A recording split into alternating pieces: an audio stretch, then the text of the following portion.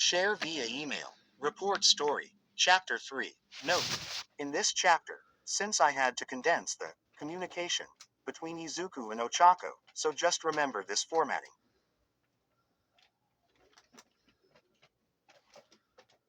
Italic text is Ochako, speaking. Bold italic text is Izuku, speaking.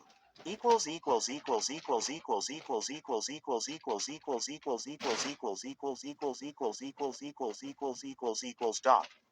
I'm beginning to get what's going on. Izuku is a boy my age living in a suburb of Tokyo, in the town where UA is located. He is training in the hero course there. I swap places with Ochako at random, a few times a week. It's caused by sleep, but we haven't figured out a way to stop it. I have no memory of what happened in my body during the switch, but I remember the events that happened in Izuku's body. Quote dot. But we're definitely switching places, that much is evident based on the reactions of the people around us. So, we decided to lay down some rules for each other during the switch. Things to watch out for, a list of do's and don'ts. We also decided to leave reports for each other, so that we have some semblance of an idea of what happened in our own bodies during the switch. To tide over this mysterious phenomenon. But, Izuku had typed out a massive list of rules in his phone, yet he still was having problems. He decided to re-emphasize by writing them out again. Go out for a run, every morning. Don't forget to do weight training after school. Work with my quirk so that you don't blow my limbs off. I can't have that happening anymore. Izuku tossed his phone down on the desk and went to class. But exercising is so hard. Was in the report the next morning. Izuku growled in frustration. That girl. No baths. No touching. No flirting. Watch the skirts. Boys are always watching. Make sure to put on the mittens before you go to sleep. Ochako wrote in her phone sheet. Already lost 3 of her favorite mugs. When she woke up the next time, everything was floating again. She rumbled, pulling at her hair. That guy. Make sure to keep exercising, even if it's hard. But it's not you who's doing the work. But it's my body that falls behind if you don't do it. Then remember to put on the mittens before you go to sleep. It's my mugs you're breaking. Ochako was interested to hear the stories from Kirishima and Mina of what she'd been up to on days that Izuku was in her body, the parts that he didn't detail in his notes, that is. He was usually pretty thorough, but nobody was perfect. Yeah, and then you completely destroyed everyone in dodgeball. It was inhuman. Kinda manly, Kirishima said. You were more athletic than I've ever seen you. Have you been working out? Mina asked. Ochako shrugged, scratching the back of her neck. Promoted stories. You'll also like feelings. Aizawa. X-Reader 57.1K 1.3 KRE posting. This until I edit it, sorry if it's not good, it's my first time writing a story. You enroll at UA and you have multiple quirks you are really good at using, why?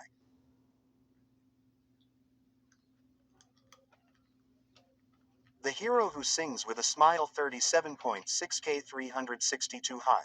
Guys, this is my first story I write on Wattpad. I hope you like it. Much needed love. Yandere Succubus Momo X Izu. 49.7K 759 after Wattpad had decided to delete this story out of nowhere. I and many reader were distraught. So I'm making a remake of the story from the ground up to compensate. Zero Deku Onishots 31.1K 790 because of circumstances, this book won't be continued unfortunately. Feel free to check out my other stuff. Thank you for understanding. Not all heroes wear capes. Some just have 8.42.3K 1.4 kilo. Everybody. This is a suicidal, depressed Deku book with Dadmic. Will their bond grow? Will Mike fuck up? Will Izuku try to kill himself? Find out yourself. Number 1 Radio. Convicted Hearts 3250 like my other story but ILI longer. Free. Oni Shots 149K3K. This is a collections of free X readers. Requests on this are now closed. I guess you could say that. She hadn't been exercising in her own body, but she had been while in Izuku's body, and Izuku said that he'd been doing it while in her body as well. Old habits die hard, he'd said. There was this one part where you jumped over 3 balls, caught one, hit one guy in the face, then slid under 2 balls, caught another, and nailed someone else in the face. I take back what I said earlier, it was 100% manly.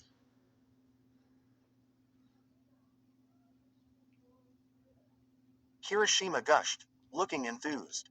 There was one thing, though. Mina said. Ochako tilted her head. You totally weren't wearing a bra. Went hanging loose, and a lot of the boys totally noticed. Ochako felt her face flash redder than a tomato. What? She made sure to write in the notes. Always wear a bra. I went and got coffee with Melissa. She's super nice. Izuku read. He clenched his fist in slight anger. He left a message for the next day. Stop changing my relationship statuses. He typed out, before closing his phone and going to class.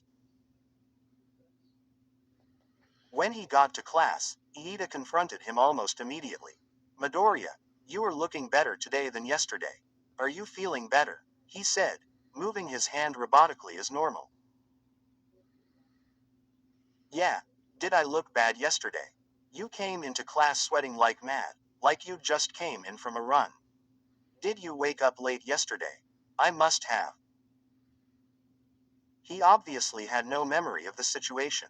It was at least good to know that Ochako was sticking to his exercise plan, even if she had woken up late. You were more sociable yesterday as well. It was the most I've seen you talk in a long time. I was just wondering if you were feeling okay. Talking more is a bad thing. Izuku tilted his head. It was also concerning that Iida thought he didn't talk much. Did he really seclude himself that much? Not particularly, except for who you were trying to talk to. He responded, who I was. Izuku trailed off, realizing the implication. He buried his face in his hands. Bakugo. He was not very happy that you were acting like he was your best friend, as he said it. Izuku shook his head, realizing his mistake. Ochako. He breathed, though not loud enough for Iida to hear. He'd told Ochako that he and Bakugo grew up together, but he may have forgotten the part that they're not on the best of terms, to put it lightly. She'd likely tried to start up a conversation. That night, after class, he made the note, don't try to make friends with Bakugo. We aren't on the best of terms. Izuku, why is there a girl in love with me? What are you trying to set up with Melissa? You're more popular when I'm you. Yeah, right, all you are is more social. That doesn't mean more popular. Don't be so full of yourself, it's not like you have a girlfriend. You don't have a boyfriend. Idiot, I'm single because I want to be. Moron, I'm single because I want to be. Izuku woke up to the sound of a phone alarm, and the feel of soft mittens on his hands. Here we go again, he thought. Sitting up he quickly got dressed in Ochako's school uniform and went downstairs.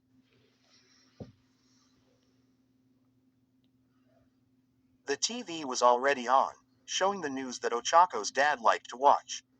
The comet has been visible for a couple days now, but the peak of its brightness will be in a couple days' time.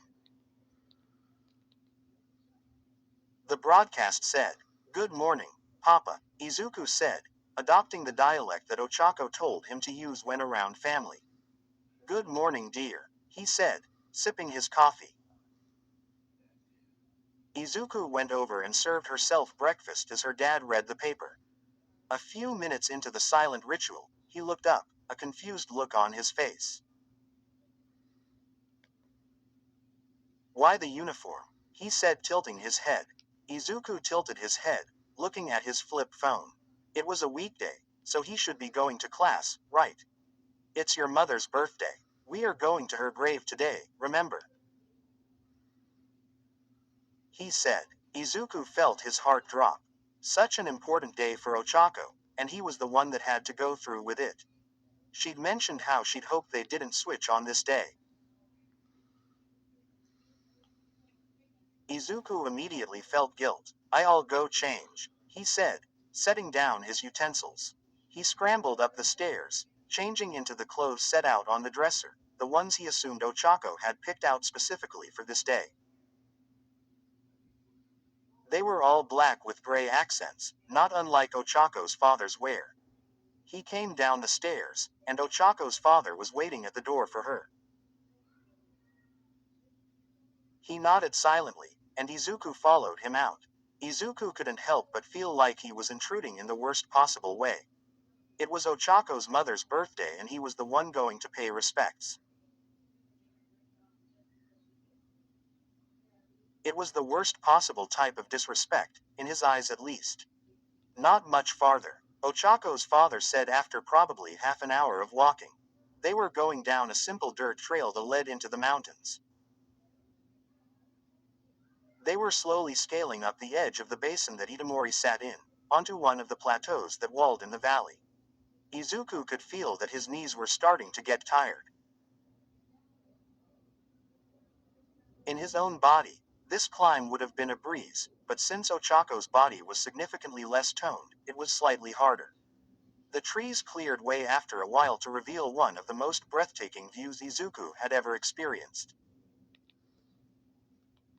He could see the entire town circling the lake in the valley, trees circling that, and then the mountains circling those. It was beautiful. "Come on. Not much farther."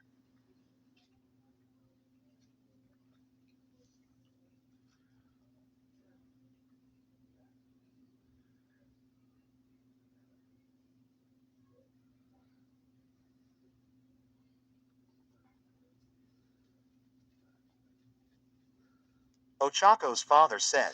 Izuku nodded and followed him up the rest of the hill. When they crested, Izuku expected to see a plateau, but instead he was met with a massive crater in the ground, like an oasis in a desert. The entire plateau was desert and lifeless, except for this one crater. Inside, the edges sloped down to a center rock, little streams running down to a small lake in the middle.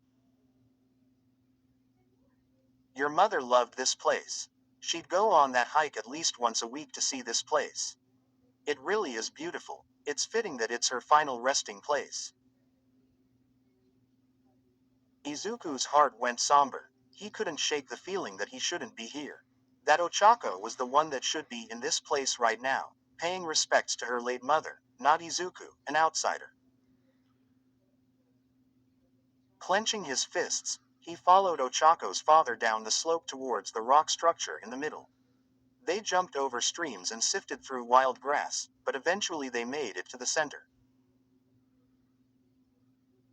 Izuku followed Ochako's father into the small crack in the rock. Inside of the structure, it was much more damp and humid. It was also dark, though some light shined in from the outside.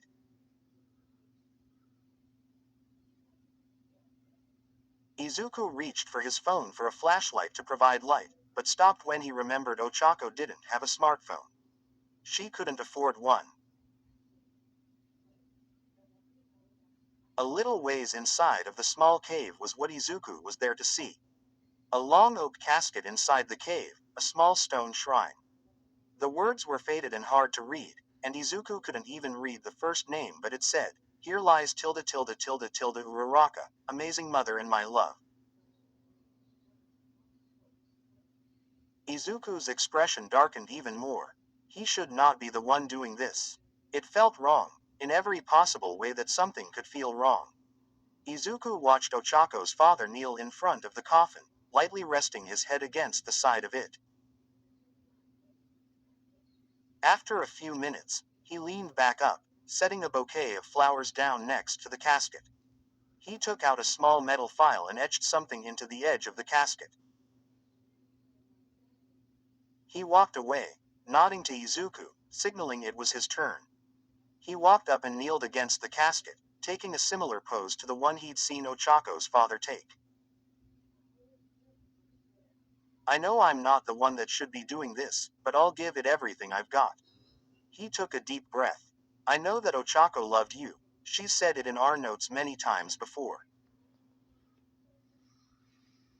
She really wanted to be the one to go on this journey, but here I am, you're really important to her, you know.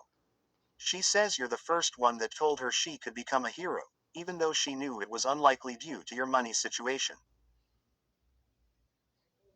And if you're important to Ochako, then you're important to me, as well. He didn't even know this person personally, but for some reason, he could feel himself getting a little worked up. What was this feeling? Why did Ochako caring about this unnamed woman so much make Izuku feel this way? I wish Ochako could have been here instead, but thank you for everything you did for her. Izuku finished. He leaned back up and picked the metal file off of the ground, from where Ochako's dad had left it on the side of the casket. There were 2 lines of names etched in, going down consecutively. It was Ochako's father's name, then each successive year after the first one. The other line was the exact same thing, except with Ochako's name. Izuku etched in Ochako's name in the best semblance of her handwriting as possible, though it still was not good. He dated it and got up, turning around. As soon as he turned around, he saw a flash of Ochako's father's face before the entire world went black, filling with a deep smoke. All of a sudden, he couldn't feel anything on his body except for his head and right hand, except they were still Ochako's. 8 pairs of lights shone in the distance, and Izuku recognized the scene immediately. They were the previous holders of One for All, but why are they appearing now? Why now of all times? Izuku saw a pair of lights break off from the crowd and walk forwards. Izuku was stuck in place, and the light started to take shape as it walked forwards. Eventually, it formed into the form that Izuku recognized as All Might's master, Shimura Nana. She just looked at Izuku, tilting her head.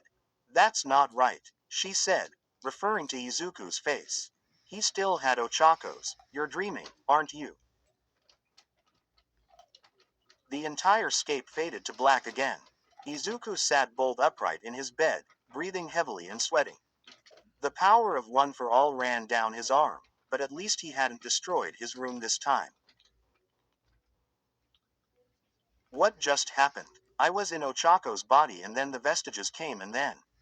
Izuku stopped when he heard his alarm was going off. He picked up his phone in a panic, looking at it. It's already 10 o'clock. I slept through my alarm for 3 hours. Izuku opened up his phone quickly to see if Ochako had anything odd to report, anything similar to his weird experience with the vestiges. When he looked at the report, he saw the one sentence he had never hoped to see, and it had nothing to do with the vestiges. I set up a date with Melissa, your exchange student friend, meet at the station at 10:30. I was hoping to go on this date, but if that doesn't happen to be the case, then you'd better enjoy it on my behalf. What? Izuku scrambled out of bed, putting on clothes. He didn't even have time to process what Ochako had done.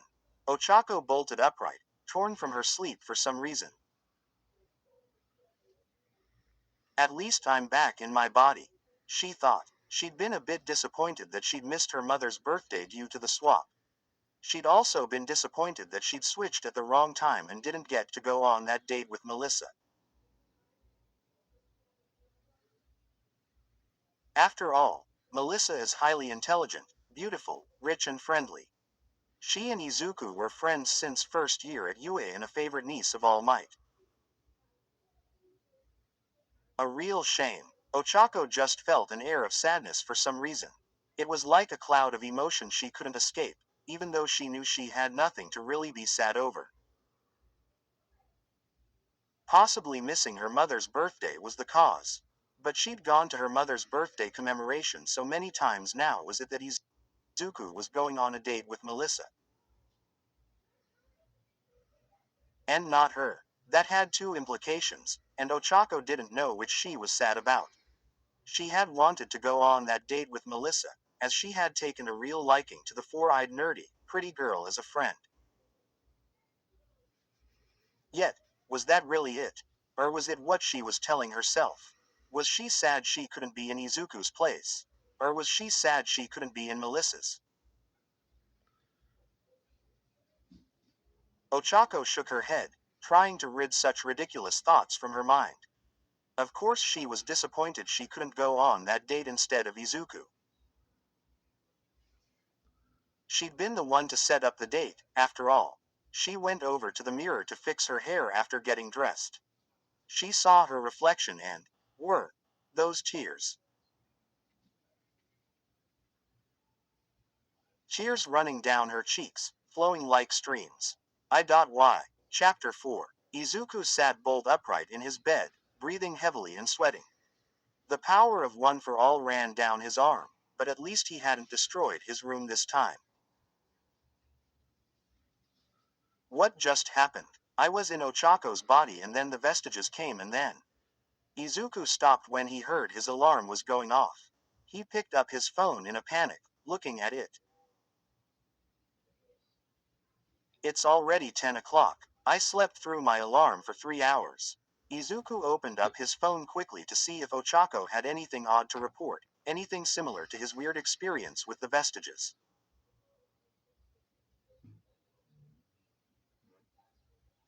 When he looked at the report, he saw the one sentence he had never hoped to see, and it had nothing to do with the vestiges. I set up a date with Melissa, meet at the station at 10:30. I was hoping to go on this date, but if that doesn't happen to be the case, then you'd better enjoy it on my behalf. What? Izuku scrambled out of bed, running to his dresser.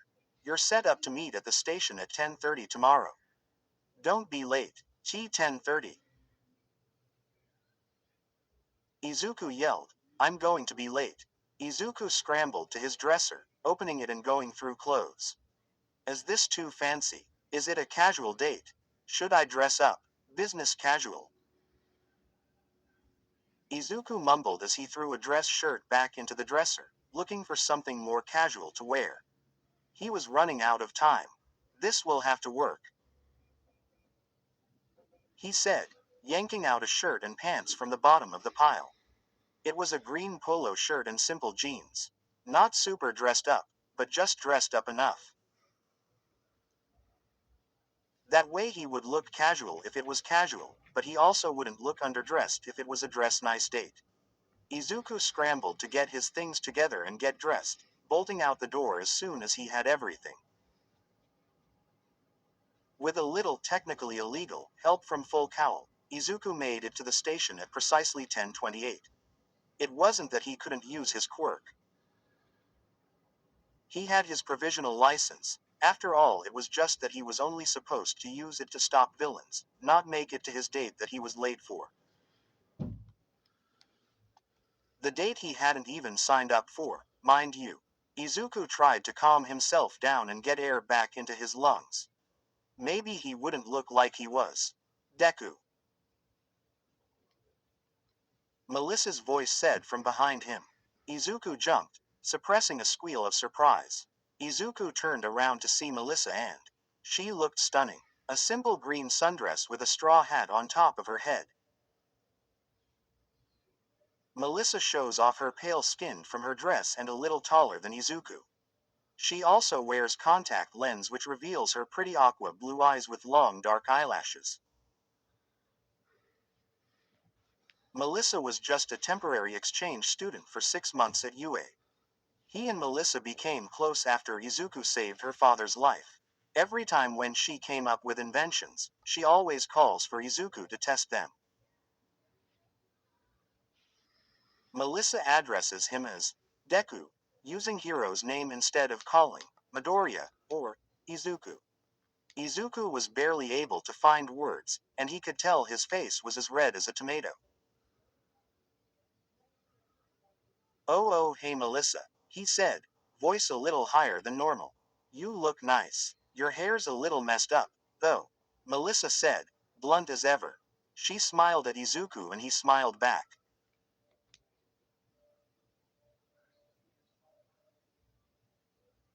So, where are we going? Izuku prodded for info. Maybe Ochako had set a certain thing aside. You don't remember? She asked, and Izuku nervously scratched the back of his neck nervously.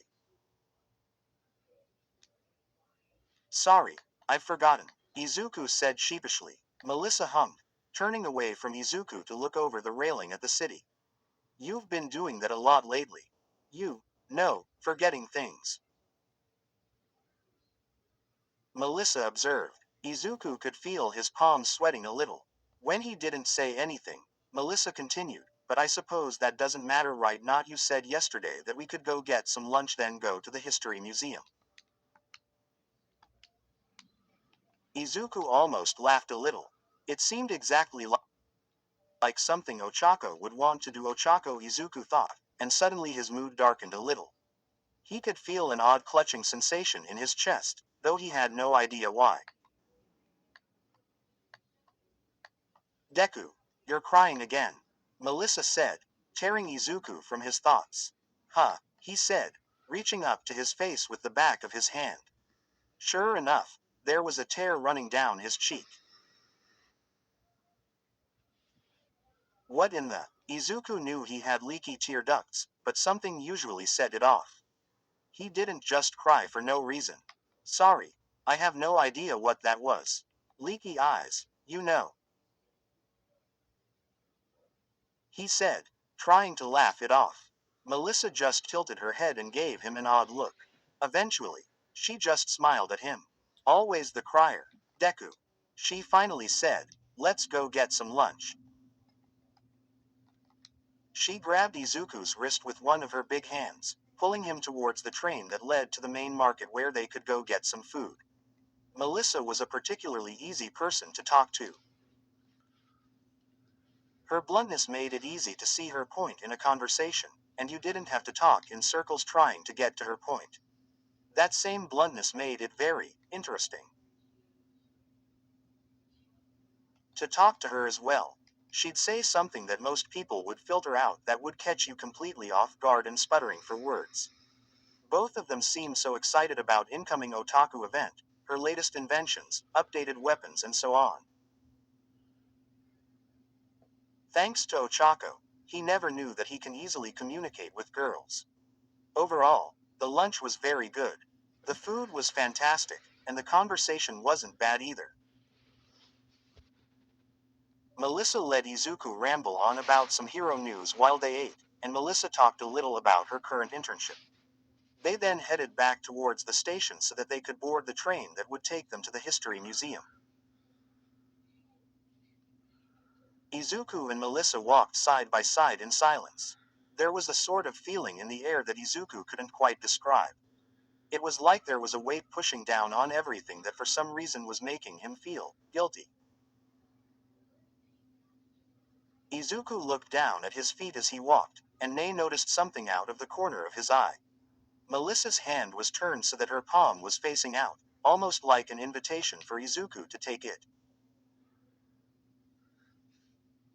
He looked between her and her hand. She was just looking straight ahead, paying no attention to Izuku, but her hand said otherwise. Izuku licked his lips, feeling extra brave. He started to lift his hand and move it to take Melissa's. He didn't even make it halfway before he stopped moving altogether. Not just his hand, but his entire body. The instant he moved to take Melissa's hand, it felt wrong. Like he was doing something sinful, even though in reality it was something simple and harmless. He couldn't put his finger on why, but something in the back of his mind had stopped him completely. Deku. Melissa turned back to him, concern on her face. Izuku flashed a smile, and for some reason, even though it was meant to be genuine, it felt fake. I'm okay. Just thinking and for some reason my legs stopped working. Ha ha. Izuku laughed it off, walking up to meet Melissa. She had a look of concern on her face, like she could tell that something was wrong. Which was odd, because Izuku didn't even know what was troubling him. The entire train ride to the History Museum was suspended in an awkward silence. Izuku wanted to enjoy this date. He'd had a small crush on Melissa for a while, he just hadn't wanted to act on it. Now that he had it presented to him on a silver platter, he couldn't help but feel like it wasn't what he'd hoped it would be for some reason. He just didn't feel the click that he'd felt before. They made it to the art museum, and Izuku paid for their tickets like a gentleman, just as his mom had taught him. Melissa thanked him for his generosity and they headed inside. To Izuku, the History Museum was fascinating. They had all sorts of exhibits from any time ranging from the distant past to just a few years ago. Izuku's favorite, however, was the hero exhibit. They had sculptures and pictures of heroes ranging from the first generation over 100 years ago to All Might. Of course they had statues of All Might. Izuku was sure that Melissa was laughing at his nerdiness as he ran up to every single hero and rambled on about them, but he didn't care. It was all so cool. He'd definitely be coming back here whenever he got a chance to. Deku, it's getting late. Maybe we should leave, Melissa suggested. Izuku tore his attention from the spiel about Crimson Riot that he was reading to look at his phone. It's already 5. We must have spent a lot of time in here. Izuku mumbled, reluctantly moving away from the hero biography to head with Melissa towards the exit. This was so cool, Izuku said cheerfully. I'm glad you had fun, Melissa said. Izuku swore he heard a tinge of sadness in her voice for some reason. I did. I hope you did too.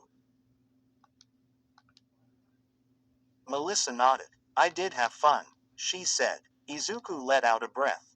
At least he wasn't that bad of a date. Izuku tried to make small talk as they walked towards the exit, but something caught his eye. Izuku stopped to look at the last exhibit in the hero section. Unlike all the other exhibits, this one wasn't about a hero.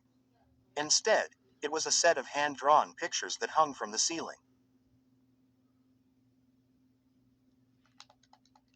They depicted scenes from a town. Scenes that Izuku recognized. Izuku felt his feet drift towards the picture, like a gravitational well pulling him in. He looked up and down the pictures, and sure enough, he recognized all of them. They were pictures from Itomori, the town that Ochako lived in. The moment he saw the drawings, he felt that same weight from earlier settle down on him. Like an emotional void filling him, making him empty. Why did he feel this way at the mere sight of Itomori? Why did he feel guilty? Was it the date? Was he doing something wrong? Why were there drawings of Itomori in a hero exhibit? Deku, are you ready? Melissa prompted. Izuku looked back over his shoulder at Melissa, giving her a thumbs up. Sorry, I just got distracted. He tried to laugh, but he knew it sounded forced. What was wrong with him? You're such a nerd. There it was, Melissa's no-filter talking style. It felt like a punch to the gut, but it wasn't unwelcome. Izuku tore his gaze away from the drawings to leave with Melissa. On his way out, however, there was one thing Izuku didn't see, something that he didn't catch. The title of the exhibit that had the drawings of Ochako's hometown. In memory of Itomori, the town that disappeared. It was dark when Izuku and Melissa got off the train. The stars were out, and the sky was clear. It would be a perfect night for stargazing. I'm going to go on my run that I didn't go on this morning, if that's fine by you. Izuku said, stopping on the middle of the bridge that overlooked a street. They weren't that far away from the UA dorms now. so Melissa should be fine getting the rest of the way there safely. Melissa stayed with them at their dorm for almost 5 months and worked with Mei Hatsume at the support department. She was chosen to do support item research at UA. After 6 months of study work, she will soon graduate from college and took another PhD degree. She was quirkless but an aspiring inventor, scientist, after all. Deku, can I ask a question? Melissa asked, stopping next to him. Why, yeah, sure. Izuku was looking up at the sky, sipping on a soda he'd bought on their way out of the museum. You used to have a crush on me, right? Izuku spat out his drink, sputtering for an answer.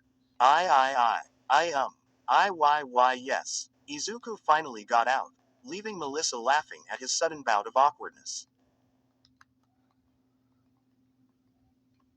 But you don't anymore. Izuku tilted his head. Didn't he just admit he did? You like someone else now, I can tell. You were out of it for almost the entire time today. I can tell that you didn't feel right today. You even stopped yourself from holding my hand.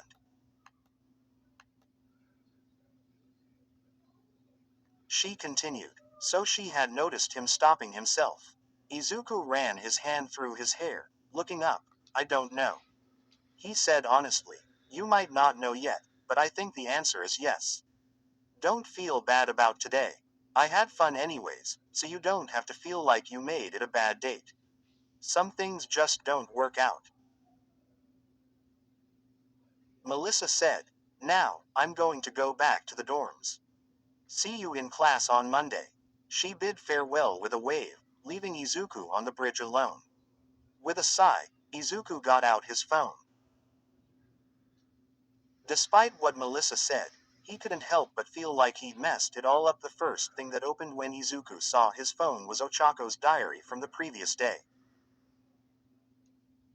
The one he hadn't finished because he'd been in a rush. The moment Izuku looked at Ochako's writing, for some reason, it felt like a burden was lifted from his shoulders. The way she wrote with a happy, melodramatic style using a lot of emojis just lifted Izuku's heart up for some reason.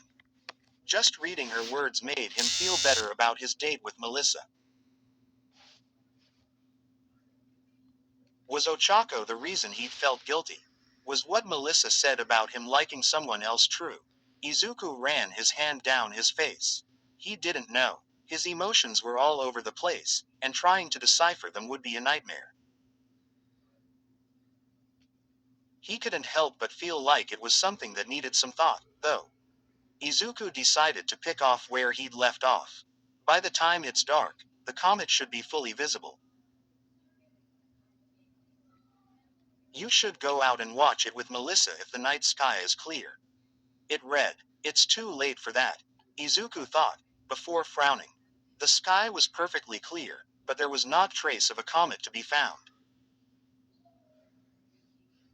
All there was the moon and stars. Not even a hint of some comet. What does she mean? Izuku thought. He shook his head. Maybe she was just talking nonsense. He'd have to ask her next time the switched. With a deep breath, Izuku marked it down on his phone as something to ask her before heading back to the dorms to get ready for his run. Izuku was ready to ask her what she meant about the comet. He waited for the next day to come when they'd switch again. Except they didn't. Izuku woke up in his own body. The next day, Izuku woke up in his own body once again. And the day after that. Then the day after that. Days passed, with nothing. No switches, no word from Ochako. Izuku couldn't help but wonder, had he done something wrong? Why weren't they switching? 2 weeks passed, and Izuku was starting to lose hope. Were they ever going to switch again? Ochako went through her normal morning routine after her interesting experience this morning. Even though it should feel like a normal day, but she couldn't help but feel empty. Almost like a part of her was missing. She still felt that same pit in her chest when she headed downstairs to have breakfast with her father. She walked over and got some rice into a bowl, sitting down next to her father. Are you feeling better today? He asked. Ochako nearly gave him a weird look before she remembered. Yesterday was the day that they'd supposed to hike up to her mother's grave, except Izuku had been in her body at the time. Haha. Yeah, I think so, she said, hoping her father would fill in the details. You had me worried when you passed out like that. Also, that's why Izuku hadn't left a log. Did something happen? Was Izuku okay? I guess the hike really took it out of me, Ochako muttered, turning to her food. It probably wasn't a good idea to get into a conversation about something that she had no idea about. She'd just ask Izuku next time they swapped. Or, Ochako thought, an idea forming in her mind. Hey, Papa, Ochako's father looked up from his newspaper. Isn't the public transit free on Saturdays? Her father tilted his head, giving her an odd look. I believe it's cheaper, but not free. Why? Ochako hummed in response. No reason. I was just curious as all. Ochako couldn't help but feel a little giddy at the idea forming in her head. It was a perfect plan. The best of both worlds. Ochako quickly finished her food, running up the stairs to her room to get ready for her little expedition.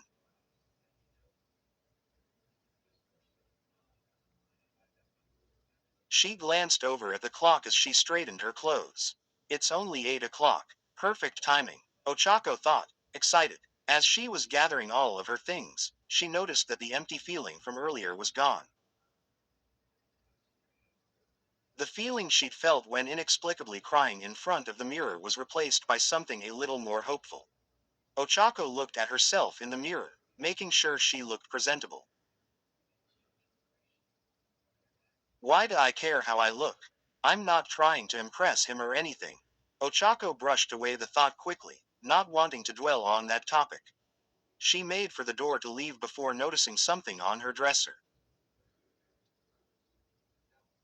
I almost forgot, she said, reaching over and grabbing the object.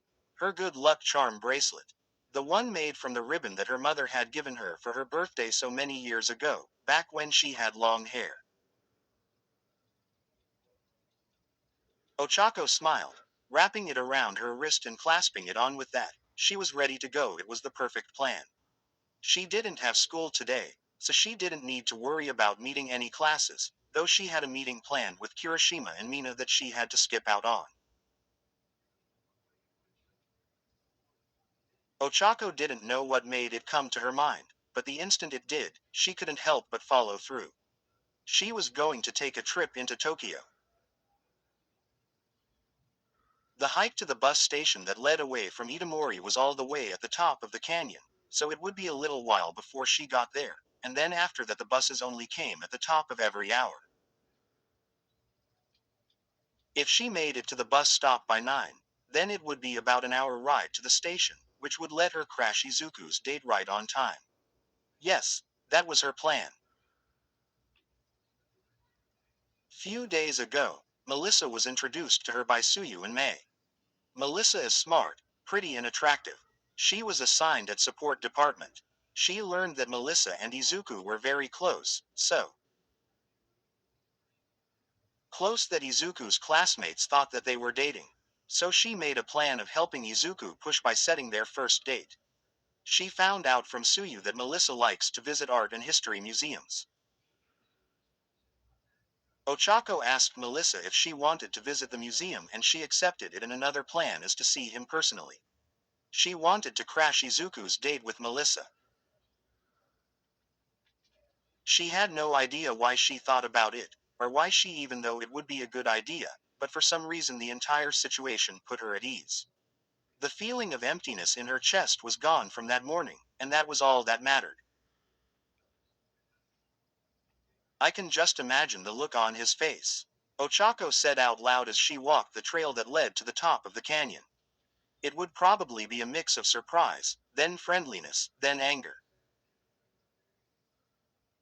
She didn't doubt that he was angry at her for setting him up with Melissa, especially after he specifically told her not to do so 3 times. Ochako noticed something as she climbed the dirt trail.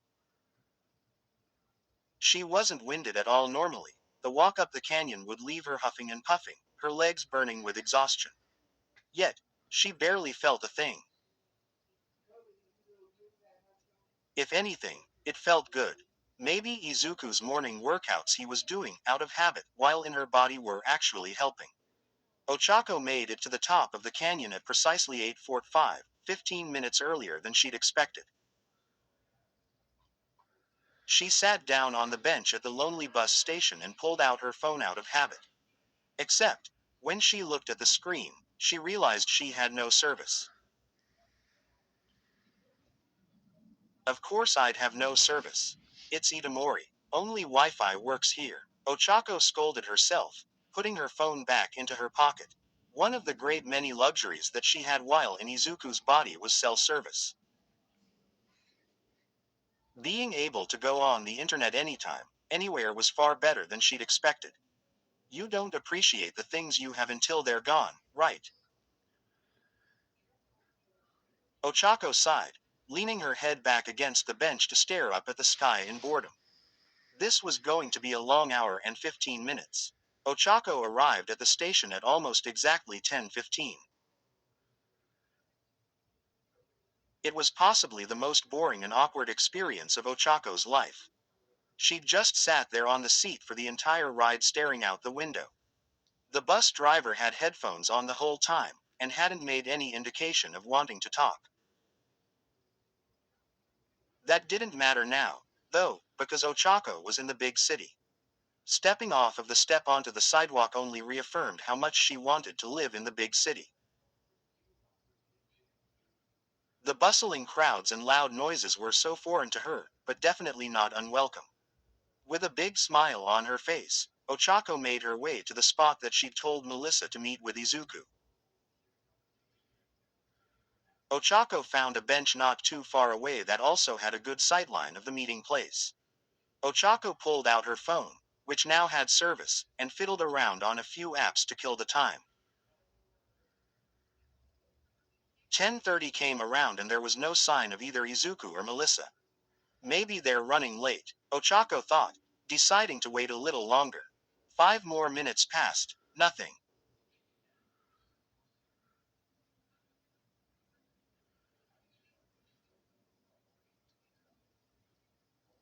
15, still nothing. Ochako was beginning to become concerned. Maybe they met up somewhere else. Did I miss them? Ochako said, reluctantly getting up from her spot at the bench to go searching.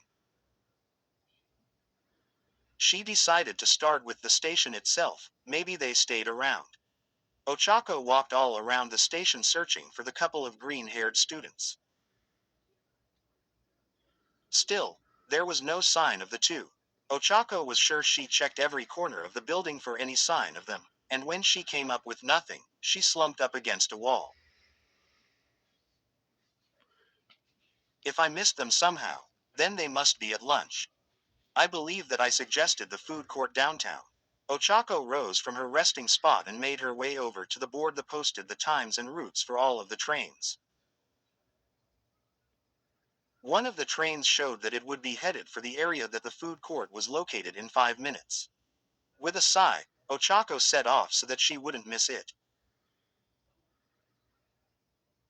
Melissa and Izuku weren't at the food court. She'd looked everywhere, including the surrounding area just in case they'd gone shopping. Ochako followed what she had planned for the date and went to the History Museum, and they weren't there either. Either they hadn't followed the plan, or Ochako had somehow completely missed them. By the time Ochako came out of the museum, it was already turning evening. She looked up at the sky and the blue outline of the comet was visible in the sky against the background of vibrant oranges. It would be such a beautiful sight if she wasn't in such a sour mood. Ochako slowly made her way back to the train station, defeated. Her entire trip to the city had been for nothing, hours wasted. She didn't have any more time to go searching for Izuku and Melissa, since she still had the festival at her hometown the night that she had to get ready for. Ochako stared down at the ground as she waited for her train. In the bottom of her stomach, she felt that same emptiness she'd felt this morning start to rise up again. Seriously, what was wrong with her? With a groan, Ochako sat up and leaned back to look at the ceiling as a train started to pull into the station. Only one more to go before her train would be here to whisk her away back to the horrible countryside. As the train came into the station, Ochako's eyes glazed over the occupants of the train and a flash of green in the sea of black suit jackets. She'd recognize that anywhere. Ochako shot up from where she was standing, chasing the train to the spot where it was stopping. The doors slid open and a few people came out, and a moment later, the doors began to shut. No, Ochako jumped forwards, making it through the doors just before they shut her out. With a sigh of relief, Ochako looked up at the crowded train, searching for her target. After a moment, she spotted him, a tuft of bright green hair. With a smile, Ochako politely pushed her way through the crowded train car. There wasn't even enough space to turn around in this thing, much less be comfortable. Finally, after what felt like a Canadian's day worth of excuse me's and sorries, Ochako made it to her destination. There Izuku was, standing up against one of the handrails, staring down at his phone. Probably looking at Hero News. Ochako thought. She took note of how his appearance looked. He looked different. For some reason, though Ochako couldn't put a finger on why. He wore a simple black shirt and pants, and it almost looked like the uniform that a middle schooler would wear. Also, did he look shorter? Maybe it was Ochako's eyes playing tricks on her, since she'd only ever seen herself from Izuku's eyes in the mirror, but he looked shorter. Ochako shook her head to clear the uncertainties. It was certainly Izuku, there was no doubt about that. Izuku, she chirped quietly, trying to get his attention.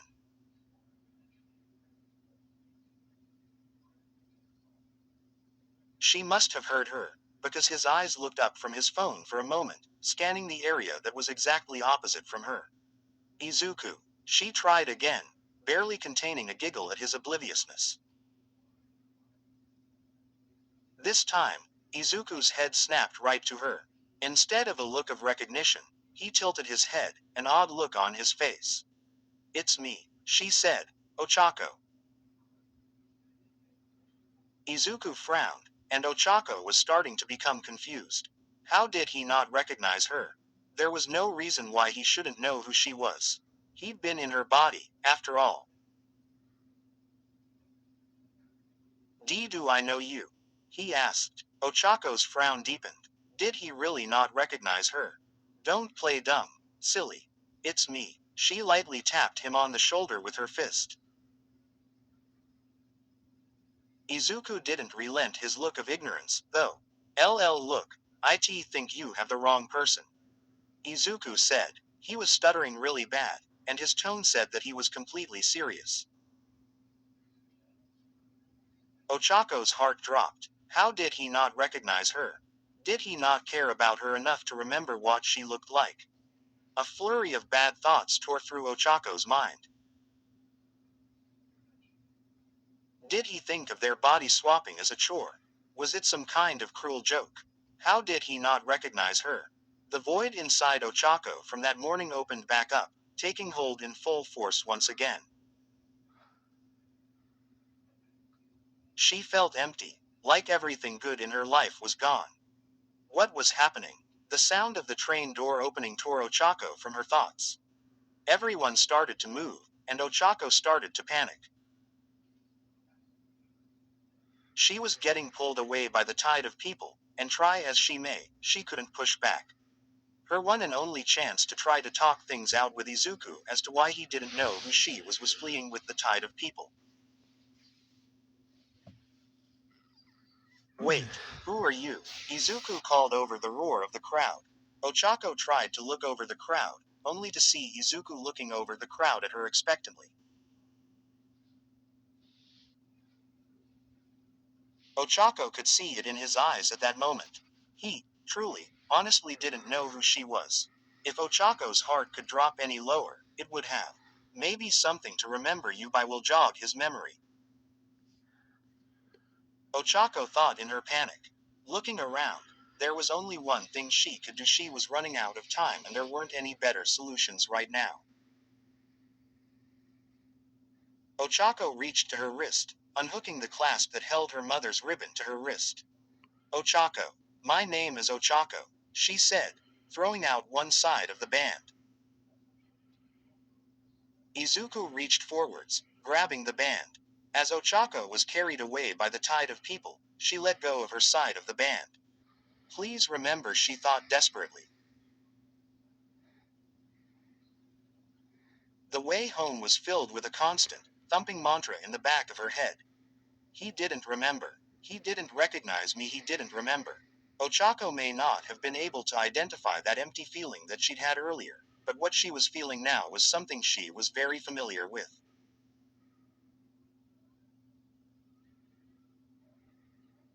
She didn't have to guess at what it was. It was sadness. Pure, unkempt sadness. Ochako loaded onto the bus and sat at the back this time. There wasn't anyone else on the bus, just like last time, so she didn't have trouble taking the furthest seat from the driver. Maybe there, in combination with the headphones he wore, he wouldn't hear the soft sounds of Ochako crying the entire way back, legs curled up in front of her. Mina and Kirishima were sitting on the wooden benches next to the wooden table that Ochako had helped them make out of logs. It had a spot for an umbrella and enough seating for 6 people. They called it their ghetto cafe. The one day I choose to show up on time. Mina groaned, fidgeting in her seat. Kirishima just chuckled at his friend's impatience. If how long you took to get ready is any indication, then I'd say she's still getting ready. Hey, Mina punched him on the arm. I'll have you know that it takes time to look this good. Kirishima just raised an eyebrow at her. You're literally wearing a kimono. He deadpanned. So, I had to. She cut off before jumping to her feet and waving to someone off in the distance. Ochako, she yelled, drawing the attention of at least 10 people from the area. Mina had a tendency to do that. Kirishima turned his attention to where Mina was waving to see Ochako approaching from a distance, wearing a pink kimono in. Whoa, Kirishima exclaimed. Ochako didn't look like Ochako at all. Sure, she was wearing formal festival attire, but that wasn't the reason. Her hair was disheveled. She wasn't wearing her bracelet that her mother had given her, but most of all, her face was very puffy and red. Ochako, Mina said, rushing over. Kirishima made his way over, concerned for his friend as well. Hey guys, Ochako said. Her voice was croaky and didn't have the peppiness that it had. Everything about it said something was wrong. Are you okay? Ochako just nodded. I'm fine, I promise. Mina raised an eyebrow. You've been crying. Was it your dad? I swear if it was your. My dad didn't do anything wrong. Ochako cut her off. Seriously, guys, I'm fine. Let's just enjoy the festival, okay? Kirishima didn't like the way she was trying to shove it off, and things were obviously not okay, but he knew that ignoring it for now was the best plan of action. If you say you're okay, then we believe you. Let's enjoy the festival, Kirishima said, cutting off another protest from Mina, who shot him a glare. Ochako, on the other hand, gave him an appreciative smile. Ochako felt like garbage. That was the simplest way to say it. She'd cried the entire way back from Tokyo, and then a little bit once she got home too. She'd barely had time to get ready for the festival. She knew she looked like a mess, if her friends' reactions were any indication. At least her appearance reflected her emotional state. Ochako followed closely behind Mina and Kirishima as they entered the festival grounds. You couldn't really even call it a festival. There were two lines of tents that had vendors selling anything from trinkets to food, and then a large sectioned-off section of grass for people to view the comet from. Ochako tagged along with Kirishima and Mina as they went around the stalls, buying trinkets, or in Mina's case, food. Lots and lots of food. Eventually, they made their way to the main event, the comet. One giant light blue streak across the sky, lighting up the entire area brighter than the moon ever could. It was really a sight to behold.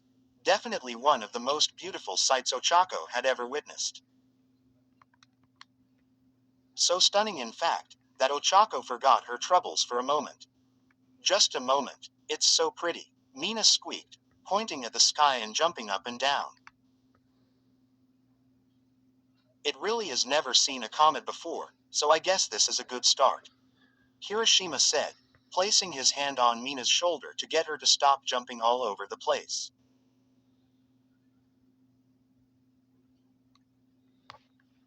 What do you think, Chako? Mina prompted. Huh?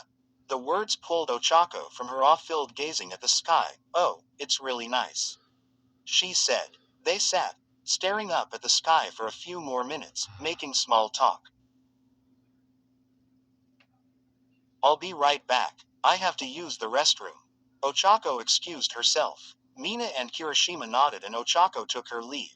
In reality, Ochako didn't really need to use the restroom. She just needed some time to think to herself. Okay, need isn't the right word. What she probably needed to do was tell her friends the truth and stay with them. Yet, for some reason she just wanted more time alone. Some time away from her friends' overwhelming positivity.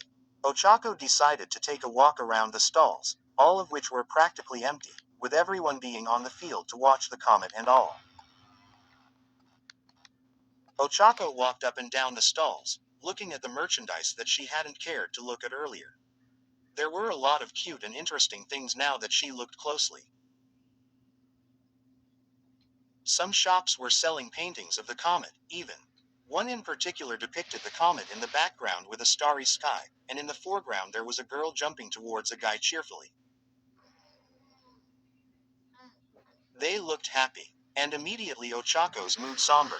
She left the stand before she made herself any more sad.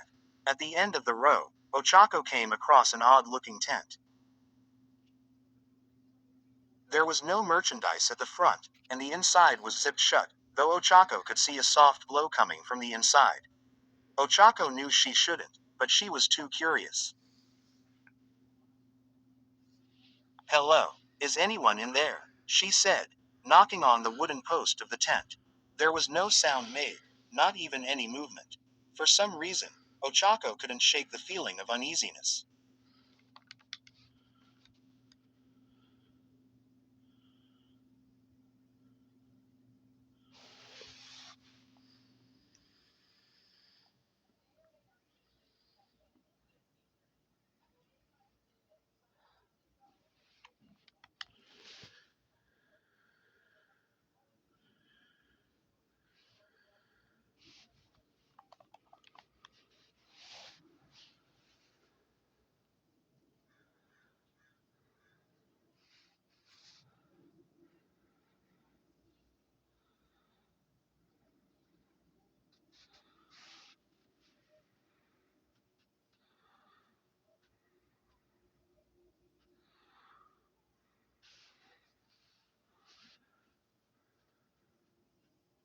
Uneasiness. This is a bad idea, she muttered, grabbing the zipper and opening the tent. There was nobody on the inside, but there was something. A very large something. It looked like it could be an extra large boulder, but something was off about it. The entire rock was encased in a soft white glow, and when Ochako listened carefully, she could hear a soft buzzing.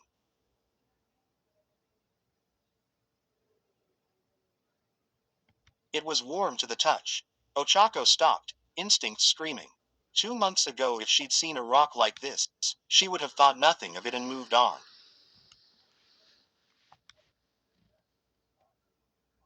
It's just a weird rock. This wasn't 2 months ago, however. She'd been swapping places with Izuku for 2 months, and he was a student at UA. An unattended tent, with some large object inside that was not acting like a rock should. It was placed in an area where a lot of civilians would be gathering. The uneasy feeling that was welling up inside Ochako. It all screamed one thing. Villain attack. Ochako muttered. She could be wrong. She could be completely wrong. Yet, she still couldn't shake the feeling. Ochako turned, getting ready to call the authorities to get it checked out. Just as she turned around, Ochako heard a sharp crack. Everything went white. Where stories live. Discover now.